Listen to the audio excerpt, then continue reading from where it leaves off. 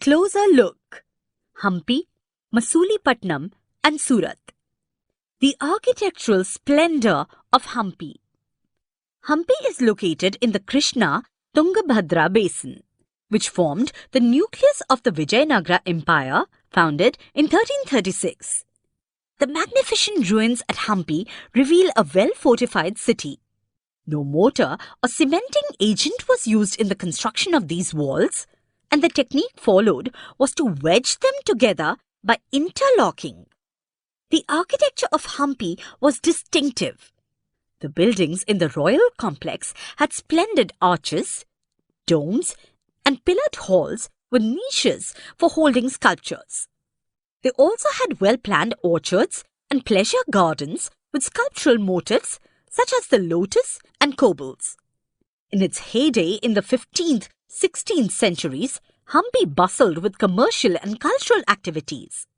Moors, a name used collectively for Muslim merchants, chettis, and agents of European traders such as the Portuguese, thronged the markets of Hampi. Temples were the hub of cultural activities, and Devdasis, that is temple dancers, performed before the deity, royalty, and masses in the many pillared halls in the Virupaksha, which is a form of Shiva temple. The Mahanavami festival, known today as Navratri in the south, was one of the most important festivals celebrated at Hampi. Archaeologists have found the Mahanavami platform where the king received guests and accepted tribute from subordinate chiefs. From here, he also watched dance and music performances as well as wrestling bouts. Hampi fell into ruin following the defeat of Vijayanagar in 1565 by the Deccani Sultans, the rulers of Golconda, Bijapur, Ahmednagar, Berar and Bidar. A fortified city. This is how a Portuguese traveller, Domingo Paes, described Hampi in the 16th century.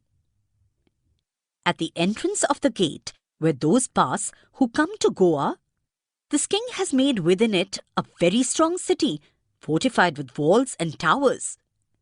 These walls are not like those of other cities, but are made of very strong masonry, such as would be found in few other parts. And inside, very beautiful rows of buildings made after their manner with flat roofs. A gateway to the west, Surat. Surat in Gujarat was the emporium of western trade during the Mughal period, along with Cambay, which is present-day Khambat, and somewhat later Ahmedabad. Emporium is a place where goods from diverse production centers are bought and sold. Surat was the gateway for trade with West Asia via the Gulf of Hormuz. Surat has also been called the gate to Mecca because many pilgrim ships set sail from here. The city was cosmopolitan and people of all castes and creeds lived here. In the 17th century, the Portuguese, Dutch and English had their factories and warehouses at Surat.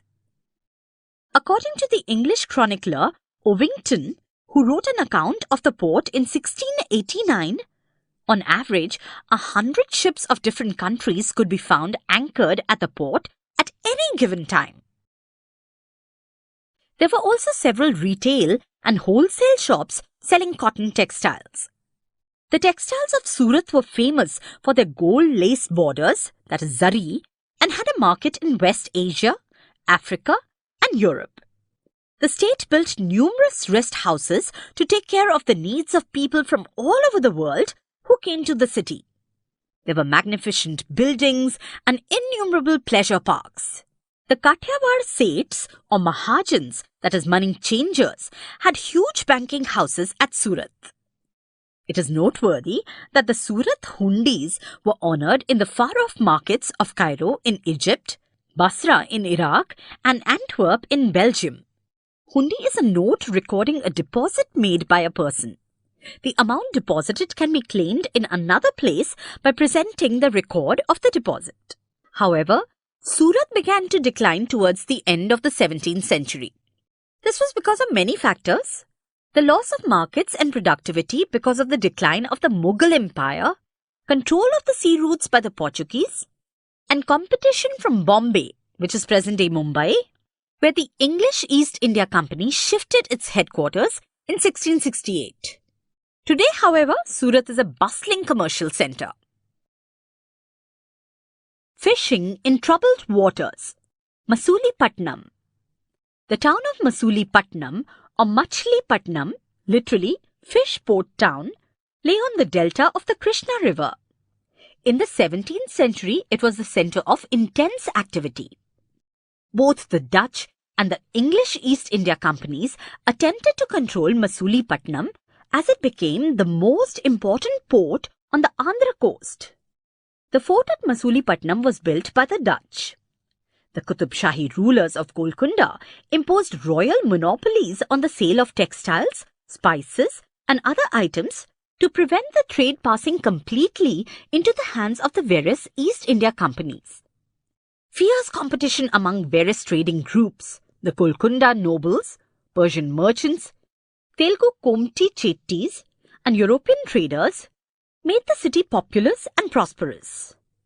As the Mughals began to extend their power to Golconda, their representative, the governor Mir Jumla, who was also a merchant, began to play off the Dutch and the English against each other.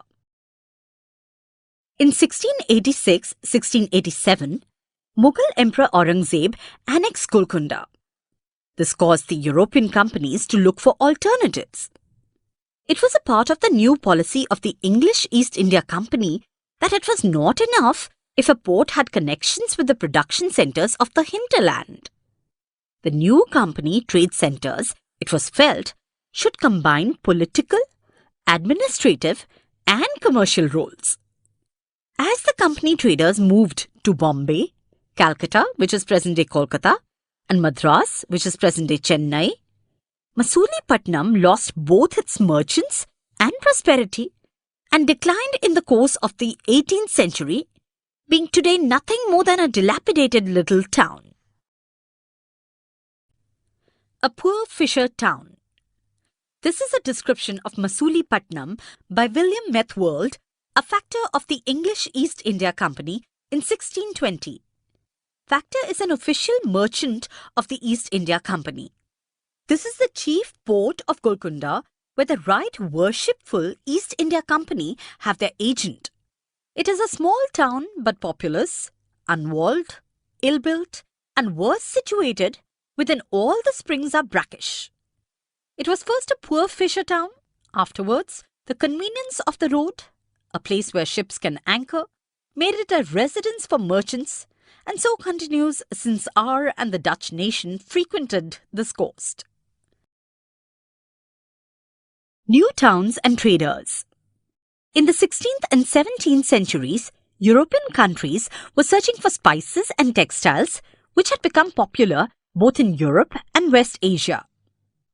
The English, Dutch and French formed East India Companies in order to expand their commercial activities in the East.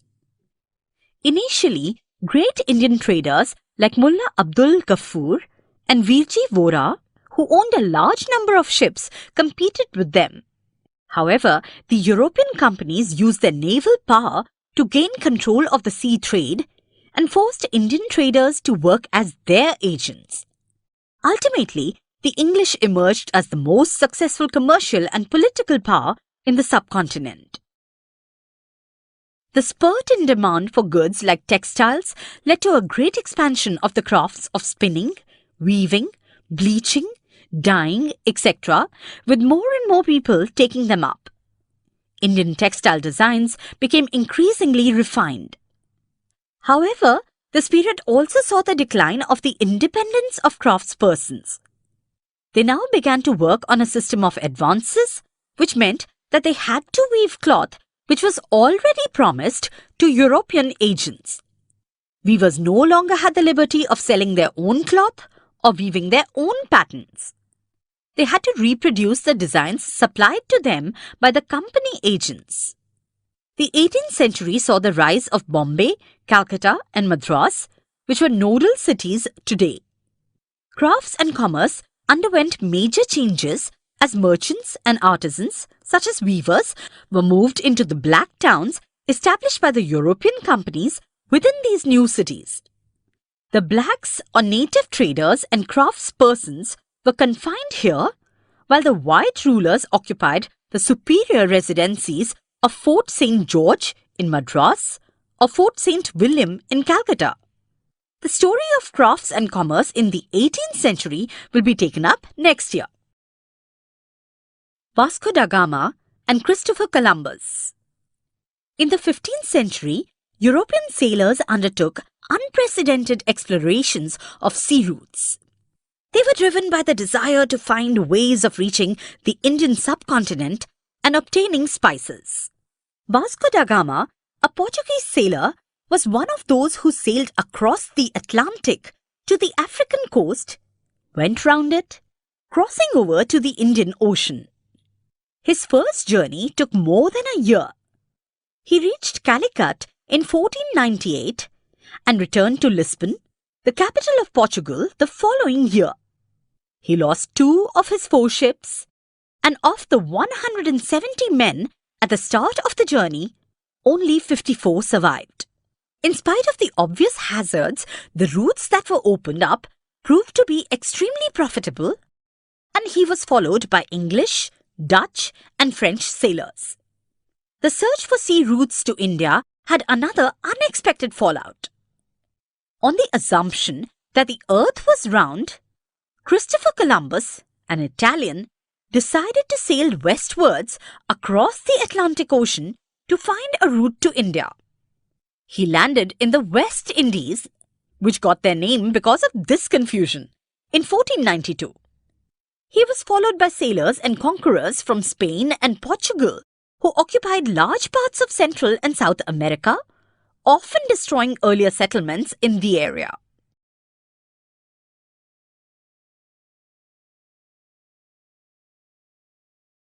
Subscribe to my channel. Click on bell icon to get notification about new video.